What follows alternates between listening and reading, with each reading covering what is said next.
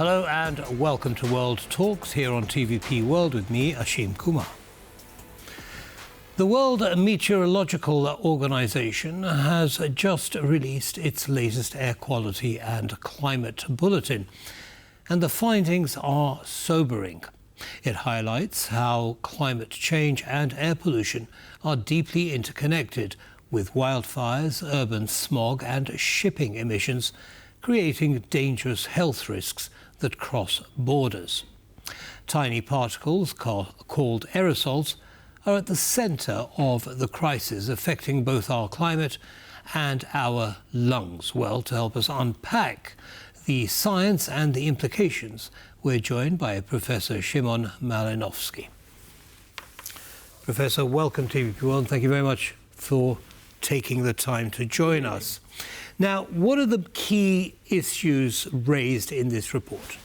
This report is pretty short and it consists of several subjects, and the most important are related to the emissions of aerosols in the previous year. This is a kind of yearly report which is produced every year by WMO, and it is devoted to some specific events and changes in aerosol emissions and aerosol climate effects. Right, Professor, before you go on, I just want to clarify what you mean by aerosols, because normally when we think about, use the word, we think about, our underarm spray or, whatever, hairspray or something.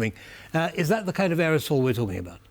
In a sense, yes, since aerosols are all tiny particles which are suspended in the air. So if you consider airspray for let us say hair lac, so it's also aerosol in terms of particles. But in the atmosphere are much more aerosols than those. They are, I would say, marginal.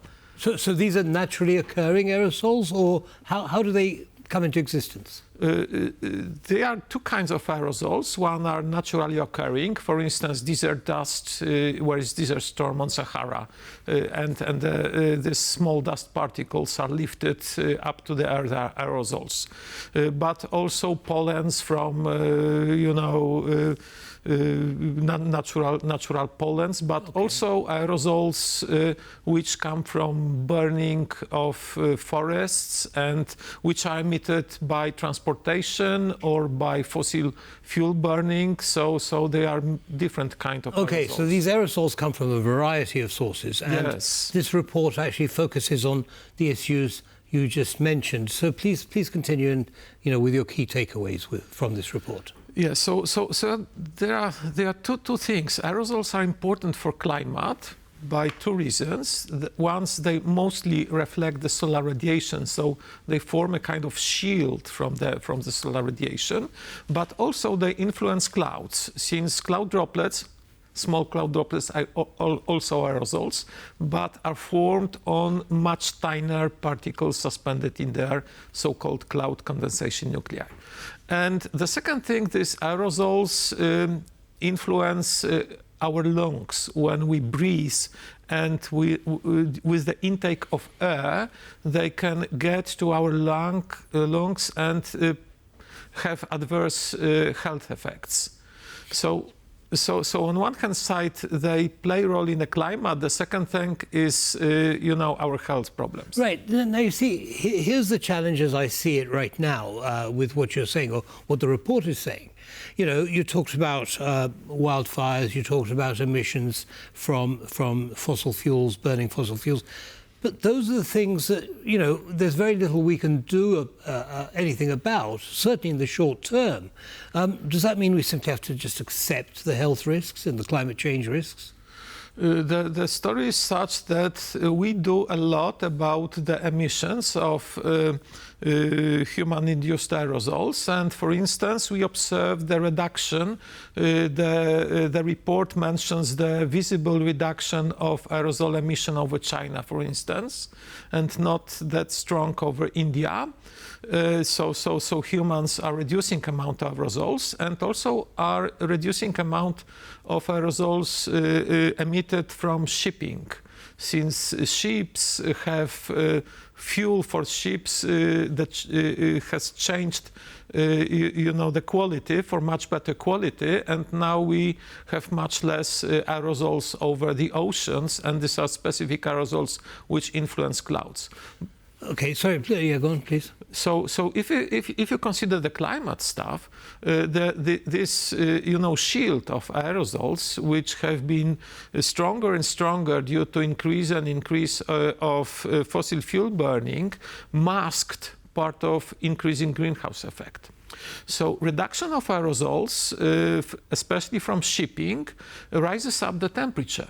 So it helps our health, but has really complex effects on climate and not very desirable. Right, so there's actually a kind of a double effect, one positive and one negative, because we're trying to improve the quality of emissions. Is that Exactly, and it makes a difference. The better we would not emit aerosols and greenhouse gases. But if we just reduce the emissions in aerosols, not reducing them very much greenhouse gases, well, it makes the shield from the solar radiation weaker, right. And the Earth the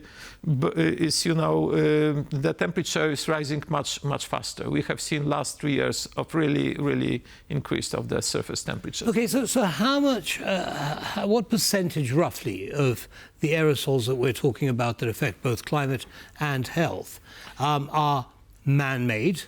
And how much are naturally occurring as rough percentages? Oh, the question is that not always we can say which kind of aerosol was one man-made or natural. So if you have a desertification, which is man-made, you have more and more desert dust in the atmosphere. If you have more pollution from burning boreal forest, for instance, in Canada, like it was in this report, this increase of the burning is due to climate change. So some effects are very strongly intertwined, and it's difficult to distinguish human and natural in aerosols. But what I'm trying to get at, Professor, is that forest fires, for example, they're not new. I'm sure they've been going on, for centuries, if not thousands of years. What's so different about them today? The problem is related to changes in the water cycle. You know the drought in Poland, and there is drought in many parts of Europe, but there is also a lot of drought in Amazonia and in boreal forests in Canada, in Siberia. So these forests are more vulnerable to the fire. So the fires always existed, of course, much before the human appeared on this planet. But now the climate change changes rapidly their possibility of occurrence. Okay, so it raises the risk of forest fires.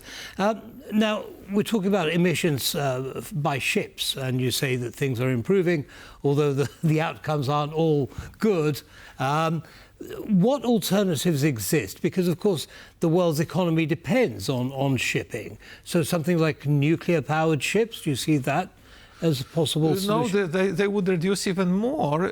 I would think that to contradict, this effect, which is positive, but it masked, part of global warming, and now we are tearing this mask off due to reducing the emission. So it's positive since we reduce the emission, and negative since it accelerates the global warming since it was partially masked. So we should increase the reductions of greenhouse gases in parallel. Yeah, but we've been listening to that message for years, reduce greenhouse gases. How well have we done? We are not doing well at all, since it's not our priority. But I must say that in recent year, there was a really big change in China, for instance, since this is the first year when the emissions of carbon dioxide from China dropped down. So now the image of the emissions of greenhouse gases, the pattern, spatial pattern, is becoming a bit different than it used to be. Okay, you also mentioned India, and you said there wasn't much of a drop there. Why do you think that is? Well, it's still a pretty poor country, and any kind of development requires energy. So India is still investing in fossil fuel energy production. And on the other hand, it has huge amount of aerosols, which are the effect of biomass burning, but not only because of the fires, but because of everyday use at homes and the for populations. Cooking and so on. Yes, population increases rapidly, so there is more and more need for use of biomass for burning. In stoves at home, and it is the effect in increase of the emission of greenhouse gases and aerosols. Right, so it sounds very much as though there is a very definite link between the standard of the economy, standard of living of people, and greenhouse emissions. So should we be focusing on improving people's living standards and hope that we get the greenhouse result that we're looking for?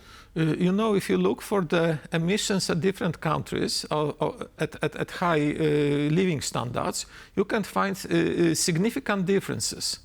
So in many countries we can reduce emissions, not reducing the living standards. We have just to reduce some habits. For instance, in America, Australia, or Canada, for the same standard of living as Western Europe, they emit twice more carbon dioxide. Right. So Europe seems to be doing better than those countries at the moment. Yes. And Professor, we still can have some improvements. I'm sure there's a long way to go yet, but at least we're on the way. We started the journey. Professor Malinowski, thank you very much indeed for sharing your analysis with our audience. Thank you. Thank you. And that brings us to the end of this episode of World Talks. Don't go away, there are lots more coming up. Goodbye.